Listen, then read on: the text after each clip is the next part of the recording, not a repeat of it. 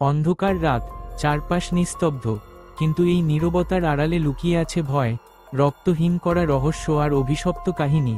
স্বাগতম আপনাকে horror zone চ্যানেলে। এখানে আপনি শুনবেন এমন সব ভৌতিক গল্প যা আপনাকে শিহরিত করবে, নিদ্রাহীন রাত উপহার দেবে, আর বাস্তব আর অবাস্তবের সীমারেখা মুছে দেবে। যদি আপনার হৃদয় দুর্বল হয় তাহলে সাবধান, কারণ এখন শুরু হতে চলেছে এক ভয়াল যাত্রা যেখানে প্রতিটি শব্দ আপনাকে ঠেলে নিয়ে যাবে অন্ধকারের গভীরে। গল্পের নাম শ্মশানের ছায়া।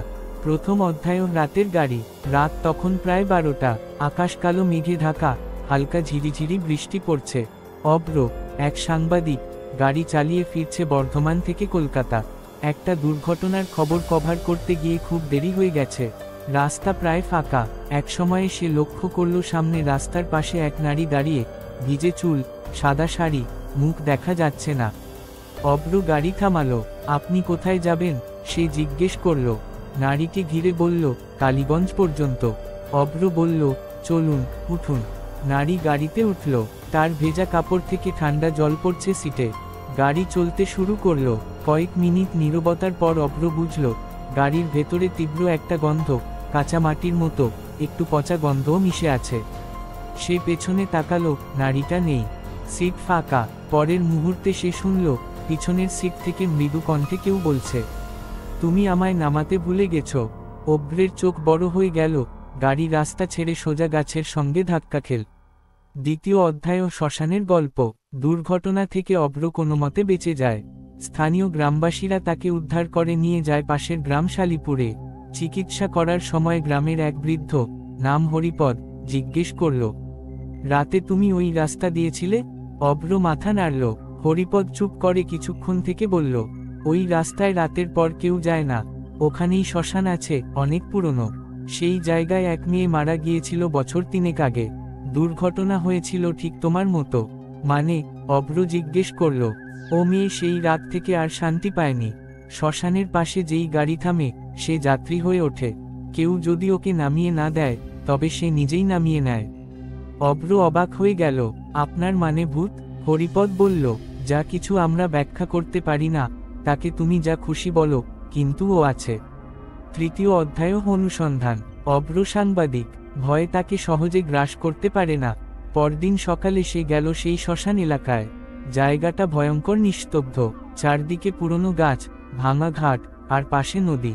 নদীর ধারে একটা ভাঙা পিলার, তাতে লেখা ম্লান অক্ষরে, প্রিয়া সেন, 2002-2022। অব্র ফোন বের করে ছবি তুলল। হঠাৎ বাতাস বয়ে গেল, গাছের পাতা দুলে উঠল। কান পেতে সে শুনল যেন কেউ ফিসফিস করছে, আমায় কেন মেরে ফেললে? সে ঘুরে তাকালো, কেউ নেই। অব্র ভেবে নিল হয়তো তার কল্পনা, কিন্তু মাটিতে তখনও ভেজা পায়ের ছাপ, যা তার সামনেই অদৃশ্য হয়ে গেল। চতুর্থ অধ্যায় রাত্রির অভিশাপ। রাত নেমে এল। অব্র ঠিক করল আজ রাতেই সে আবার সেই রাস্তা দিয়ে যাবে। এইবার ক্যামেরা ও ভয়েস রেকর্ডার নিয়ে।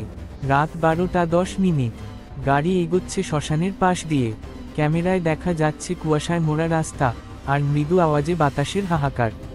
ঠিক তখনই গাড়ির হেডলাইটে দেখা গেল এক নারী রাস্তার পাশে দাঁড়িয়ে আছে। অব্র গাড়ি থামালো। সে দরজা খুলে বলল, প্রিয়া। নারী কিছু বলল না, ধীরে ধীরে গাড়ির দিকে এগিয়ে এল। তার মুখ চাঁদের আলোয় স্পষ্ট হলো। চোখ নেই, ফাঁকা গহর, মুখে রক্তের দাগ। অব্র ভয় পেয়ে দরজা বন্ধ করল, গাড়ি চালাতে শুরু করল। কিন্তু রিয়ার ভিউ মিররে দেখল পেছনের সিটে সেই মেয়েটা বসে আছে, একদম চুপ করে।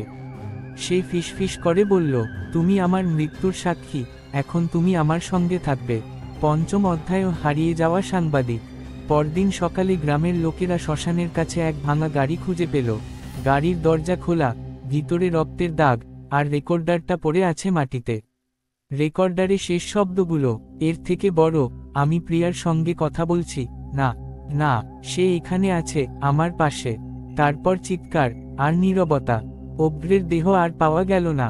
শেষ অধ্যায় অভিশপ্ত রাস্তা। আজও রাতে যারা কালীগঞ্জ রোডে যায় তারা বলে, বৃষ্টির রাতে এক নারী রাস্তার ধারে দাঁড়িয়ে থাকে, হাত তোলে গাড়ির দিকে। যে থামে সে আর ফিরে আসে না। আর যারা না থেমে যায় তাদের কানে শোনা যায় এক মৃদু কণ্ঠ, তুমি আমাকে নামালে না কেন? বৃষ্টির ফোঁটায় তখনও ভেসে থাকে তার ছায়া। আপনি এখনই শুনলেন হরর জোনের ভৌতিক কাহিনী। যদি গল্পটি আপনার ভালো লেগে থাকে তবে লাইক, শেয়ার আর সাবস্ক্রাইব করতে ভুলবেন না, কারণ রাত নামলেই অন্ধকারে আবার ফিরে আসবে ভয়ের ছায়া। পরের গল্পে আবার দেখা হবে, হয়তো আপনার পাশেই কেউ দাঁড়িয়ে থাকবে।